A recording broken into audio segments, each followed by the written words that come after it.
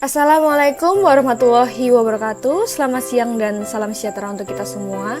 Pada pertemuan ketiga ini, kami dari kelompok 2 akan mempresentasikan materi yang kedua yang berjudul Sistem Akuntansi Sektor Publik.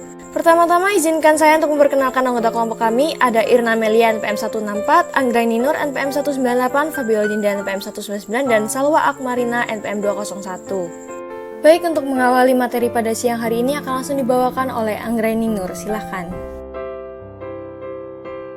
Latar belakang penyusunan akuntansi sektor publik didasarkan pada Undang-Undang Nomor 33 Tahun 2004 tentang perimbangan keuangan antara pemerintah pusat dan pemerintah daerah, yang menjadi tonggak awal dari otonomi daerah, di mana itu sebagai upaya pemberdayaan daerah dalam pengambilan keputusan daerah yang berkaitan dengan kepentingan, prioritas, dan potensi dari daerah tersebut, di mana itu menyebabkan pengelolaan keuangan sepenuhnya berada di tangan pemerintah daerah.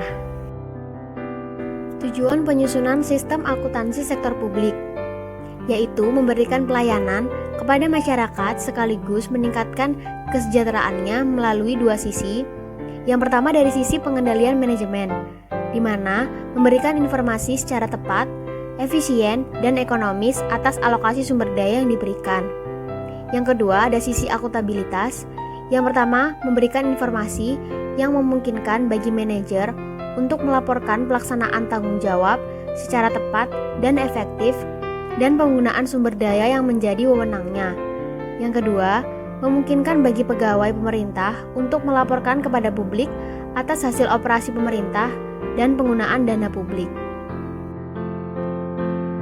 Dasar hukum pelaksanaan sistem akuntansi sektor publik. Dasar hukum keuangan negara.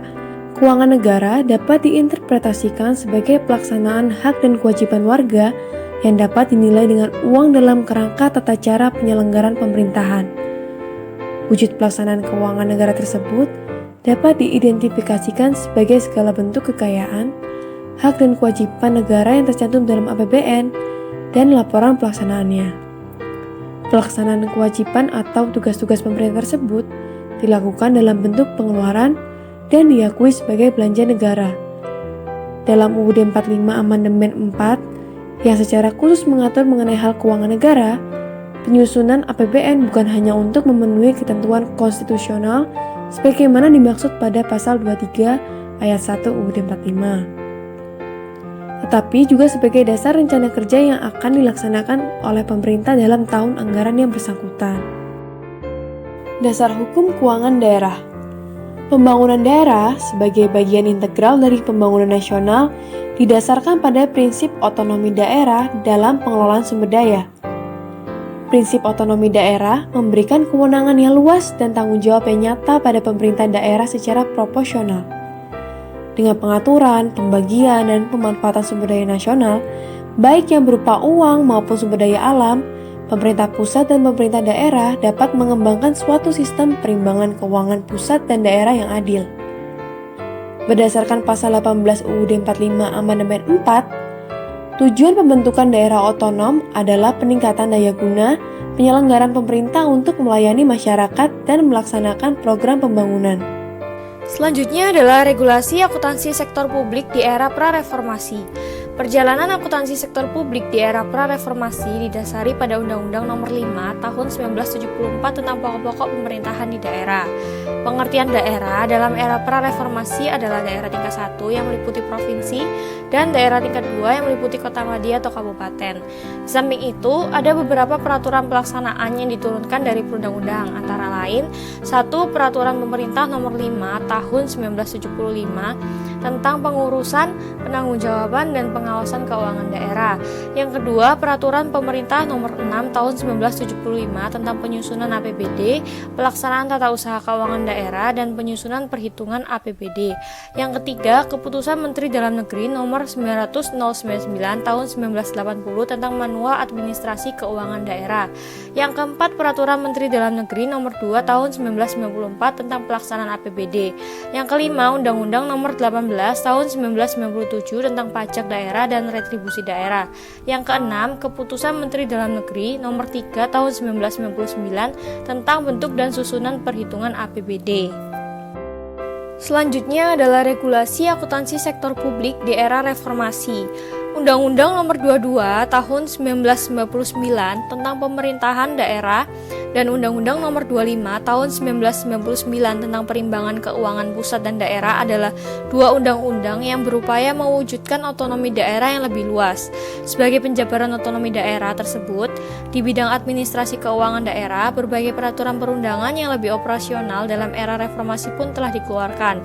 Beberapa regulasi yang relevan antara lain yang pertama adalah Undang-Undang Nomor 28 Tahun 1999 tentang penyelenggaraan negara yang bebas dari korupsi, kolusi, dan nepotisme.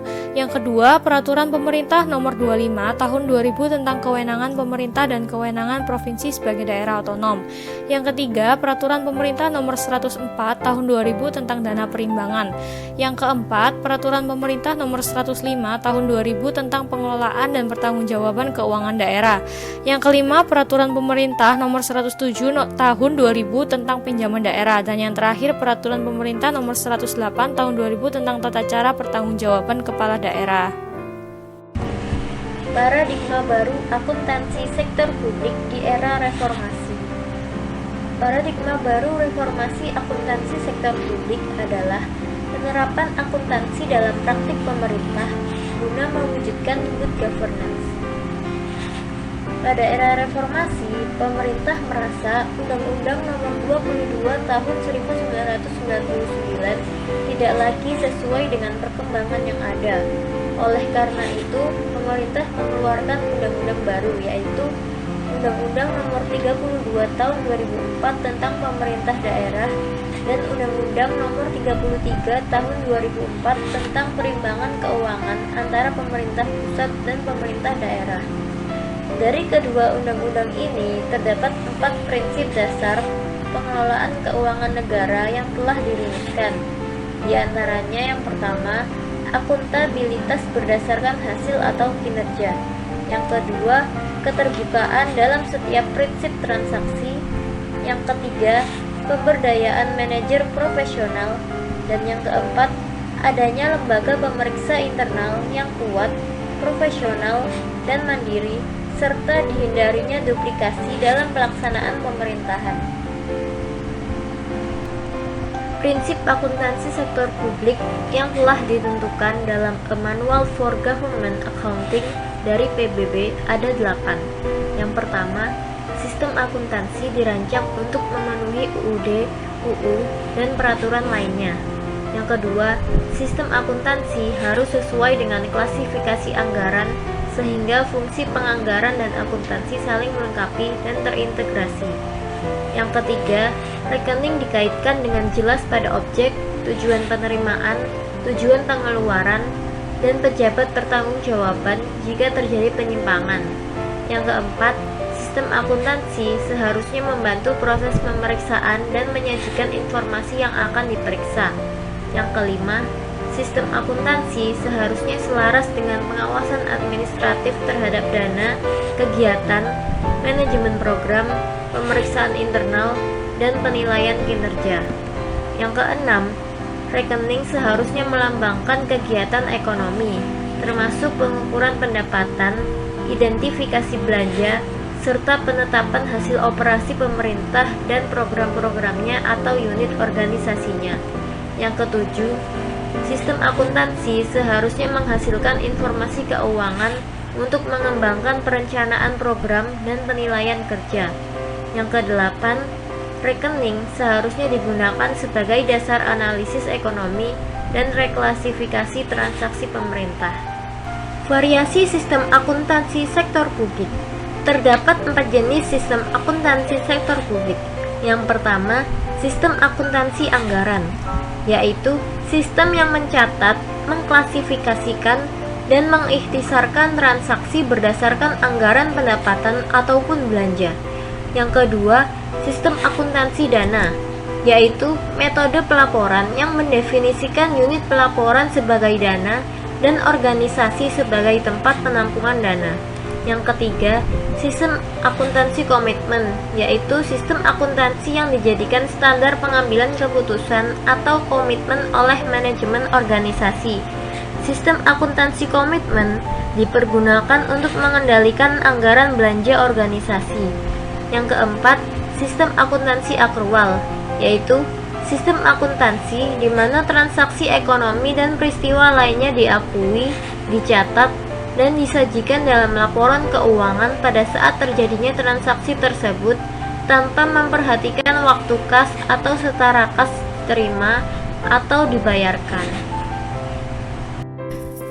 Baik, sekian presentasi dari kami. Mohon maaf apabila ada salah kata. Terima kasih sudah menonton video kami. Wassalamualaikum warahmatullahi wabarakatuh.